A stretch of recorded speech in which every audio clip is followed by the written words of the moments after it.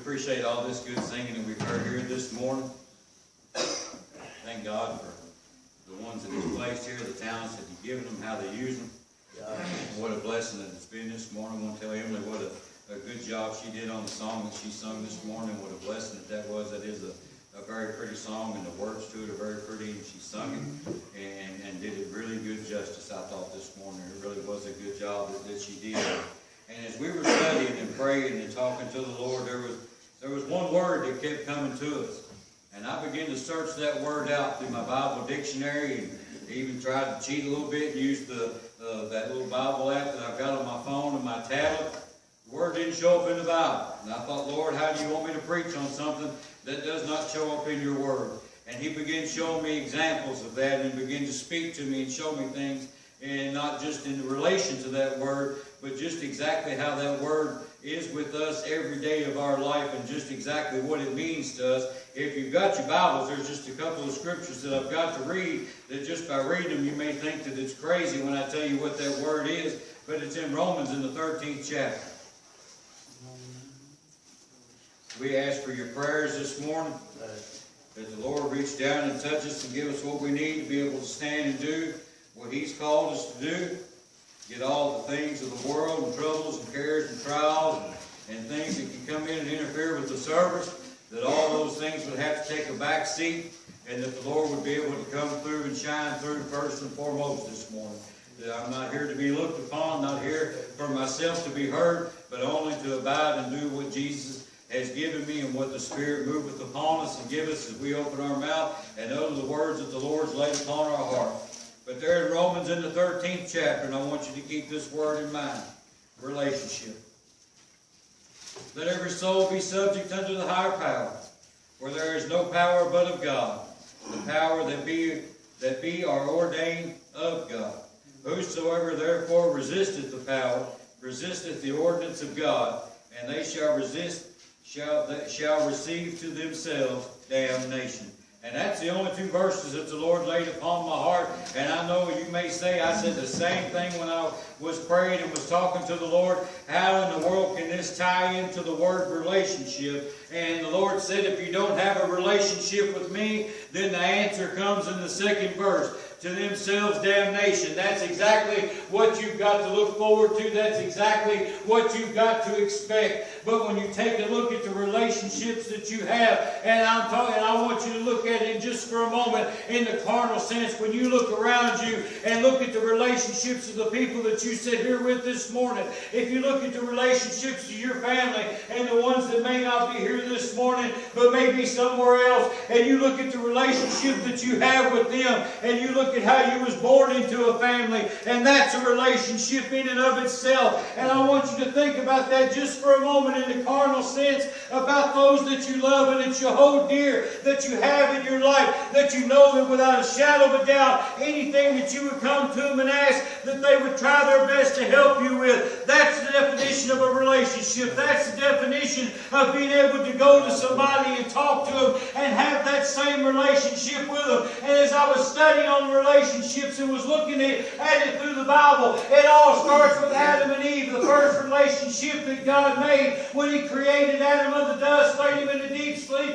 took a rib from his side, took that rib and created one man and gave him a helpmate that he would be able to have. The Bible says that it's not good for man to be alone, but he should have somebody that should be with him. That was the first recorded relationship in all of history. I don't care what a science teacher may tell you. I don't care what a history professor might try to prove to you. That is the first recorded relationship that there was in the Bible. And when God looked down, He said, let us create man in our image. And when He said, let us create man in our image, He gave that man dominion, not only over that woman, but He gave that man dominion over all the earth and all that was in Eden and all the animals. Adam didn't go to them to give them names, but they came to Adam, and Adam gave them names. Adam had dominion. He had power over all those things. He had those powers. Why? Because God gave him those powers. He also had the power when the serpent came that he could have cast him away, but he didn't. And he came to the woman. Why? Because she was the weaker vessel. Now that's not something that's popular to preach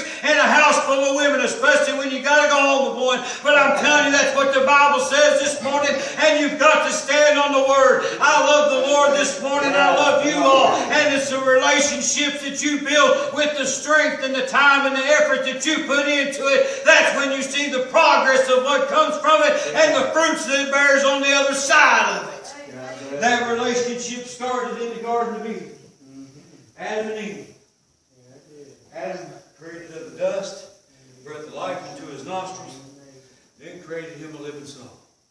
Then he puts him in a sleep, a rib's taken out, and then you've got a woman. Adam wakes up after a deep sleep and looks over, and lo and behold, there is somebody else that looks kind of like him, but is different in certain ways, and is laying beside him. Where did this person come from? God let him know what his plan was as far as after he had already done these things. God saw that it wasn't good for Adam to be alone. God created a relationship. He created it. Not only did he create it, but he blessed that relationship. And he blessed Adam and Eve. And Adam and Eve, he told them to go forth and be fruitful and multiply and replenish the earth. He told them to go forward and do these things. The same things that he tells us to do. That's the one thing that separates us. And I don't mean for anybody to take this the wrong way.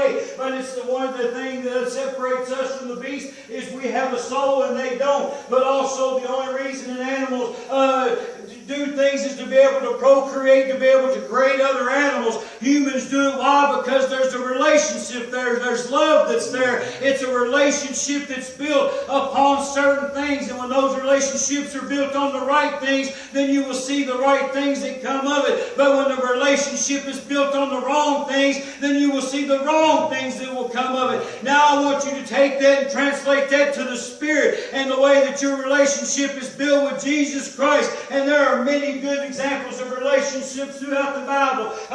I was studying on Abraham and how the relationship that he had with Sarah. And you talk about a strong bond that they had. When a woman looks over at you and says, I know that I'm old and I know that I'm barren and I cannot give you a son like God has promised. But if you'll take this handmaiden, you can take her and you can have your son with this one. I was studying about Jacob and how he come forward and oh, how he thought that, I believe it was Rebekah, how beautiful she was, and that he worked for her father for 7 years. He didn't get her, but he got Leah. You see, there was a time and an effort that was had to put in to be able to build that relationship. It wasn't just something that happened overnight. Now, when you get saved, yes, that is something that happens right then, and it happens quickly. But right then, a relationship has begun between you and Jesus Christ. And what time you put in building on that relationship is exactly what you're going to get out of it. The time that you put into the relationship between you and your wife is exactly what you're going to get out. The time that a wife puts in with a relationship with her husband is exactly what she's going to get out of it. And as I begin to study through all these relationships with the Bible and how they related to us today, I realized that there was one relationship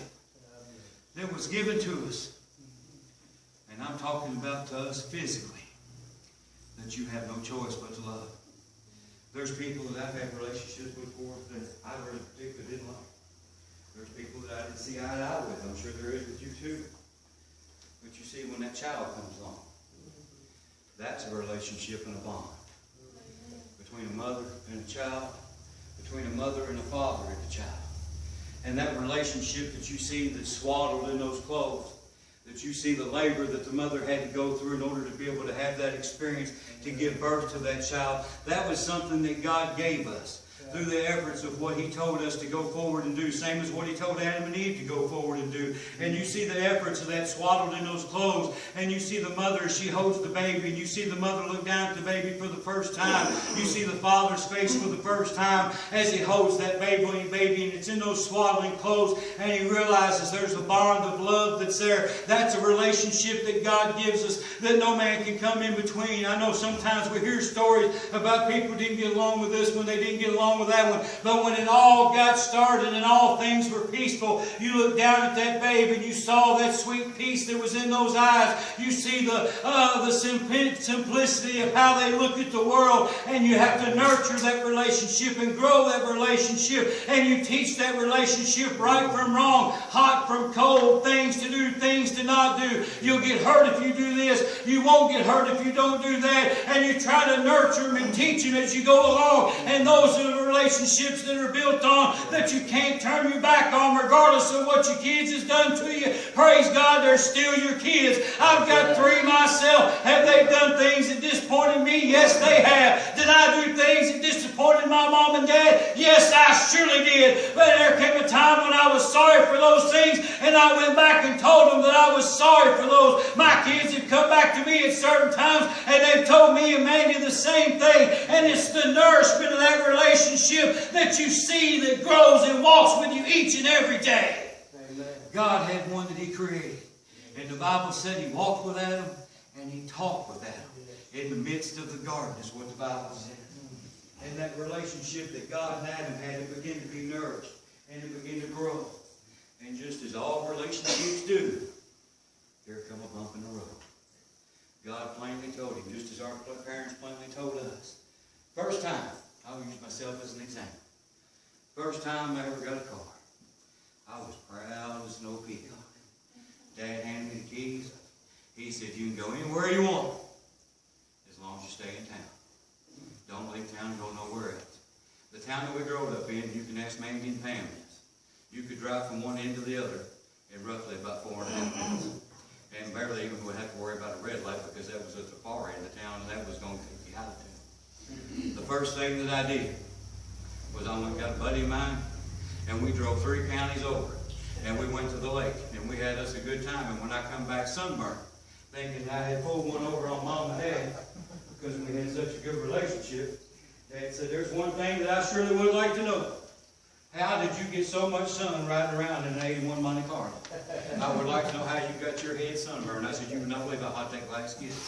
But you see, that's how the short the relationship is of the learning process of it, of what I didn't know, of what he knew. And my kids have done the same things with me. You look at them sometimes and they're telling you something, and you know for a fact that what they're telling you ain't the truth. You know for a fact what they're telling you ain't what you would need to hear. They're telling you what you want to hear is what they're telling you. I've been down that road before. We've all been down that road before where things come up and you have those bumps in the road, but you learn to nourish those relationships and continue to move on. As me and Mandy in 1991, when we looked at each other, and the first thing that Brother Doolittle asked us when he told us that he would have us, and I knew when I read this scripture that God was going to use me and Mandy as an example a lot. Why? Because we're the best couple? No, by no means are we. Are we the best couple that God ever created? No, by no means are we. But are we a couple that God put together? Yes, I believe with all my heart that we are, and we're still a work in progress today, and I thank God for that, because He speaks to her and He speaks to me as well, and it's something that we continue to have to work on. I don't care if you've been married 1 year, if you've been married 100 years, it's something that should grow every day. The relationship should grow. Brother Doolittle's brought us into that room. I thought it was just a foregone conclusion. He was Mom and Dad's pastor. He was going to marry us. After we had our second session, he said, okay, now I'll marry you. I do believe that you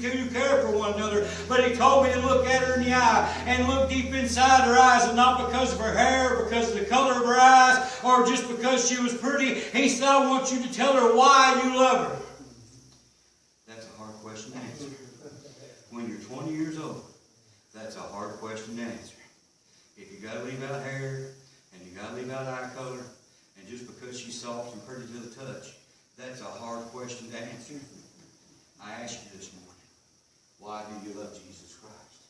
Why do you love what Jesus has done for you? Well, He's reached down and He saved my soul. That's answer number one. Should be for everybody. If you've been saved and born again, He reached down and saved my soul from a burning hell. That's answer number one. Amen. Why do you continue to have that relationship with Jesus? Because of the things that He does for me in my life. It's a relationship that's been nurtured over the years, where you've grown. Sometimes you've slipped back, but He's always been there to pick you back up and dust you off and put you back on your way. There was a relationship that happened one day in Bethlehem when Mary gave birth to Jesus, and as she looked down, knowing that there was something special about her son, knowing that there was something special, the angel had already told her, you're going to call His name Emmanuel, Jesus, the light of the world, all these things, the lily of the valley, the bright morning star, the rose of Sharon, all these names that Jesus had, but the main important one was Jesus, as she knew that there was something special about Him, and there was a bond that grew between Him and Mary. But a lot of times times what gets left out of that relationship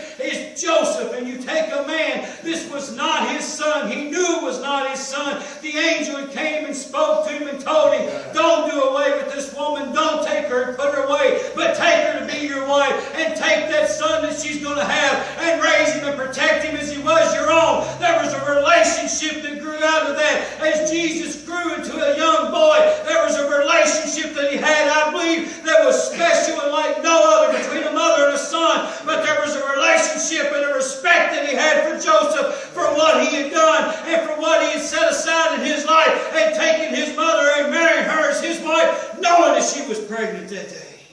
And I believe Jesus respected that.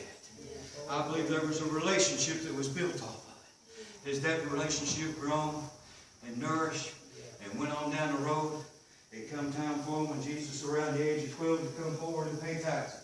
As they come forward to pay taxes, they left, and we got 3 days outside the journey. And realized we have forgot something. Now, there was a lot of things in our life when we did with our kids being young that we forgot. One, and I'm going to tell this one on me.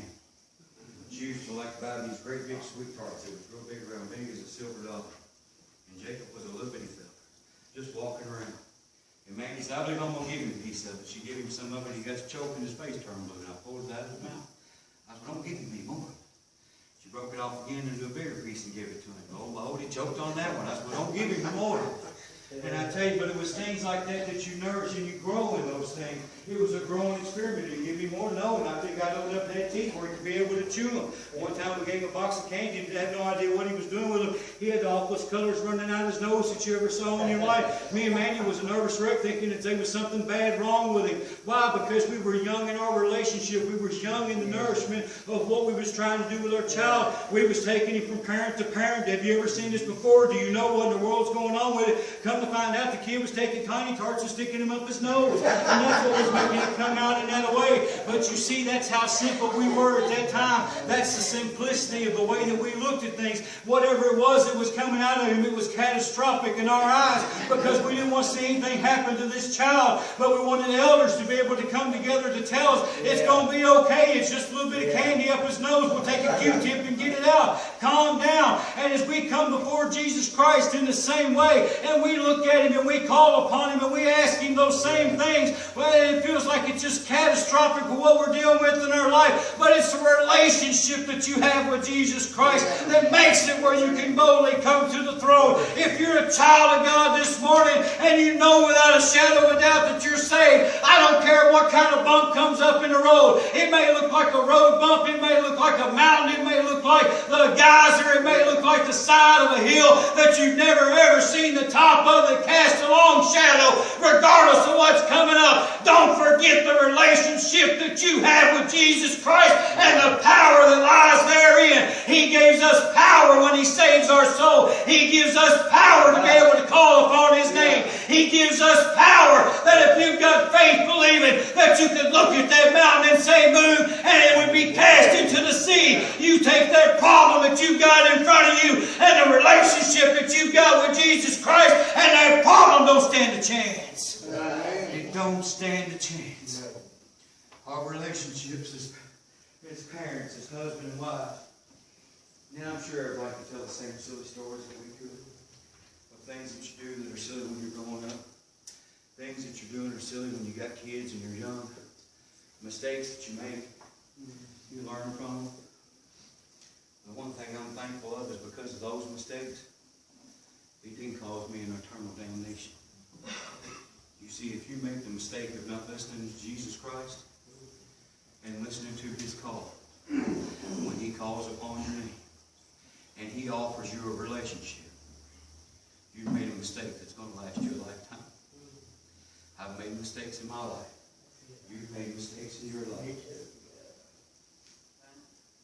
But I love the Lord this morning. Amen. And I tell you, you're saved this morning, you love the Lord this morning. But if you don't know the Lord, don't let that mistake grow and grow and grow to where you never have that relationship at all. All it takes, and this is what I've learned through almost 26 years of marriage, all it takes is for one to be in it. And then it brings it back together. see, when you work with a relationship with Jesus Christ, He said, "Lo, I stand at the door and knock, but I will not enter as an intruder." I'll knock on that door, but I'll wait for you to turn that door and I'll answer. Yeah. I'll wait for you to open that door and let me come in. And once the Lord comes in, He comes in for all time. And what He touches and what He saves, He comes in and He saves for all time. He saves until there's a time when we can be called home. As you go back down through the Bible and you look at the relationships that are in it, and there's a lot of great people in the Bible that had a lot of great relationships. Ruth, one of the greatest women in the Bible that was ever recorded in it, was Ruth. And the relationship that she had with her mother-in-law was a great relationship that she worked on, but it's things that take time to be able to build on. You see, back in 1991 in May, when me and Mandy got married, we said we loved each other. Two young kids that had no idea about what love was. No idea. When I told the Lord I loved Him for the first time and I asked Him to save my soul, no idea what love with the Lord was like. But over the years, that relationship has grown. That's right. I've slipped and I fell back. He picked me up and dusted me off. And He placed me back where He wanted me. And even though that there had been bumps that was going down through that road, surely enough, I failed the Lord. I fallen right dead in front of Him. And failed to do the things that He's asked me to do, the things that He's told me to do, the things He laid upon my heart. But the Lord is always there, just like a good parent. You see the relationship that God had with His people, and I'm talking about the world. At the first time, when God created, He said, "I'll find me a people." He created Israel like one. The Hebrew children, they were His. But you see, when they refused Jesus Christ, He said, "I'll find me a people." That's us, the Gentiles. Not the leftovers, not the newcomers, but the ones that was willing to open our hearts up to Jesus Christ, the ones that was willing to be able to have that relationship with Him. I take a look at somebody like Paul, love the writings of Paul, and you look at Paul have relationships before him, not that I am aware of or not that I have ever studied on personally. Maybe you know of them and I don't. But you take and look, as he was on his road, on that road to Damascus that day, he thought that he had on his mind that he had these letters that he was going to kill certain Christians. Why? Because of the relationship that they had with Jesus Christ. Because they were preaching Jesus Christ crucified and risen. That's why he was going to kill them, because of their relationships.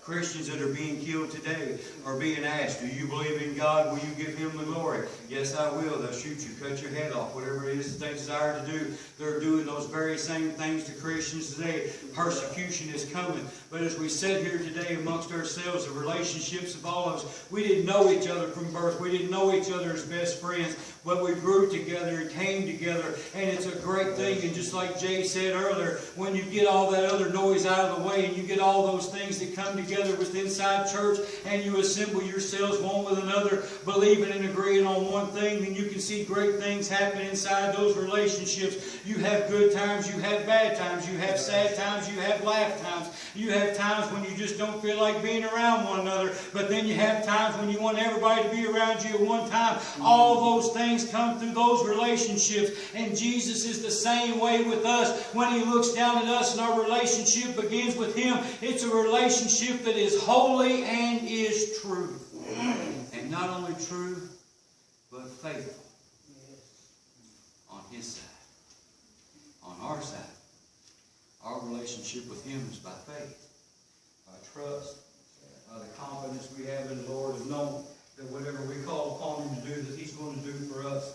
You take all those relationships. You look at the relationship you have with your spouse and the way that you've grown over the years and the way that things has come together in your life. You take and look at a young relationship and the way that it starts out. And I know you may go on and you may say that you love one another, but you have no idea truly what love is all about. I'm here to tell you nothing but the truth. I'll be honest with you. You ask anybody that's older and they'll tell you, when you're 20 years old, you don't know near as much about love as when you do as when you get older. And you don't know how much you love that person until you grow old with them and you experience those certain things with them. That's the same relationship that we have with God. It's the same relationship relationship that we have, knowing that regardless of what comes up today, that there's nothing that me and my God can't handle. There's nothing that's going to be impossible as long as I put God first and foremost in my life. Sometimes you can get the worst thing in the world that can come against you, but when you realize that you truly have that relationship with God and you lean on that relationship with God, then it truly becomes fruitful. Then you can call upon Him and He will hear your prayer. He will hear the cry. He will hear the call. The same as the relationships that we have now. You call upon your family. You call upon your friends. The ones that you hold close to your heart, that you have relationships with. And those are the ones that stick. My Bible says that He sticks closer than a brother. Closer than anyone that you've had a relationship with. Jesus Christ is there. He's willing to hear it all. All you've got to do is bear it all to Him, and you call upon Him for whatever reason that it may be. It may be for a healing of the spirit, a healing of the body, a healing for salvation, that you call upon Him knowing that you're lost and undone, and you ask Him to save your soul, and He will save your soul. You ask Him to heal your body, and I'm going to tell you to it just like this, and this is just plain spoke. When we call upon the Lord for a healing, sometimes it's not always in the way that we want to accept it, but we must accept what God has in store for us. Just as what we heard John say over there a while ago. He didn't have any idea what God's glory was going to be at the end of this road, but he knew He was going to continue to give Him the glory while He was on that road. And that's exactly how we should be. Regardless of what comes up, we're going to give God the glory. Regardless of what happens to us, we're going to give God the glory. Whatever comes up today, and you try to fix yourself, you will not get the glory. Sometimes it may even go right. You still ain't going to get the glory. But whatever that you lay humbly before the Lord, give God the glory. Give God the glory for the relationship that we've been able to build with Him. Give God the glory for what He's reached down and touched and blessed our church. It was so good the times we had to visit to go down and see John, tell him just how God had blessed the church, or the other ones that I've talked to, just how God is blessing us down here. Why? That just lets you know that there's something that's right in that relationship right now. I'll go back to something that Jack Green told me a long, long time ago when I first began to preach and when I first started pastoring, and the church was going through some rough times, and there wasn't 5 or 6 of us coming on a regular basis, and I was really just kind of down in the dumps. And Jack told me, he said, "Brian, I'll give you a piece of advice. Sometimes churches prosper and sometimes they endure." And I've come to find out that that was a very true statement and some very good advice. But one thing that I've also learned on my own in this relationship that I have with this church and the people in it is sometimes you do both at the same time. Sometimes you're prospering while you're enduring. Sometimes you're enduring while you're prospering. And that's all part of what makes a relationship strong. It's all part of what makes brothers and sisters in Christ stronger. You see, here on this earth, we put it down as far as being married and having a marriage license and all these things being legal and being the husband of one wife and all these things that we lay forward to come from the Bible, and then translates over into the relationships that we have today, that we put down that being a husband and a wife is what makes a relationship. On that part of it, I believe with all my heart that that is true and is the one and only relationship that there ever should be. But that's not how the world looks at it. If you say that if I tell the world, and I get on, say, Facebook or something like that, and I grab old Jay and put my arm around him and give him a big hug and say, "I got a relationship with this guy right here," without a shadow of a doubt, there's going to be people thinking carnally, what in the world has changed between them two fellas, and where is Manny and Pammy? And why are they letting this go on? Because why? The world can't look at it spiritually. They look at it carnally. The relationship that I've got with Jay, I treasure. I've known him since I was 11 years old. That makes me and him pretty old, I know, when you look at it that way. But it's a relationship that has grown. We started out playing with toys, remote control cars, slot cars, electric slot cars. If we had them today, Jay, I'd build at your house today, or you'd be more welcome to come to mine. And we play with them again today, just like we did when we was back in my bedroom when I was 12, 13 years old. And we played with them slot cars, and we had fun. Then it got into real cars, and it became more fun. But that relationship was nurtured as it grows. I looked at him first as he was still my sister. When I watched him him drive down the road, I didn't think much of it, because I loved my sister. But I didn't realize through my relationship with my sister, I was gaining a brother, is what I was gaining. The church a few weeks ago gained a new brother and a new sister. They were saved and grafted in by the blood of the Lamb. They're part of a relationship. Yes. And a kingdom that has no end. Family. We should all rejoice and be glad in what we have. Right. And what we have inside our heart. Rejoice and be glad for the one that you have that sits beside you today. That you love, knowing that relationship. You know the ins and outs of it. I know the ins and outs as far as man knows. You know the good times, you know the bad times, you know the struggles. But each and every one got you to the point where you're sitting at today. Thank God for your relationship. Not only with what you've got physically, but the one that you have spiritually. Thank God mostly for the one that you have spiritually. As much as I love my wife and adore my family, I have to put my relationship with God in front of all others. Amen. Why? Because that's the one that's going to take me home. That's the one that saved my soul. That's the one that seems to be right and wrong. You see, sometimes in the family, they won't always be honest with you. Sometimes they'll tell you what you want to hear. Sometimes they will be honest with you. Sometimes man, you put on a dress, she'll say, what do you think about this? I said, do you want me to be honest, or do you want me to tell you what you want to hear? When we go to the Lord and pray, and the relationship that we have with Him, are we being honest, or are we telling Him what we want to hear? Because I can promise you right now, He already knows it. He already knows. But He wants to hear the words uttered and come out of your mouth. As we all stand today, I want you to think about the relationship that you've got with God. If you do not have a relationship with God, that path leads you to self-destruction and certain damnation. And that's true. That's true. I can't save you. People can't save you. Only God can save you. If you have something on your heart this morning that you need to say or that you need to come and do, then you keep that relationship, you open that relationship up, and you do it, or you say it. Do what God has laid upon your heart. It's not up to me to tell you to do it. It's not up to the one sitting beside you to tell you what to do. But it's up to you to do it on your own. The relationship that Jesus nurtures with us, and I promise you that this morning He does more of the nurturing than I have ever done. It's up to us to be obedient. And He will take that relationship and He will nurture. As they come and get a song this morning, I ask you, do you need some nourishment? That's what it all came down to. Nourishment. What makes a child grow? Nourishment. What makes an adult stay in good health? Nourishment.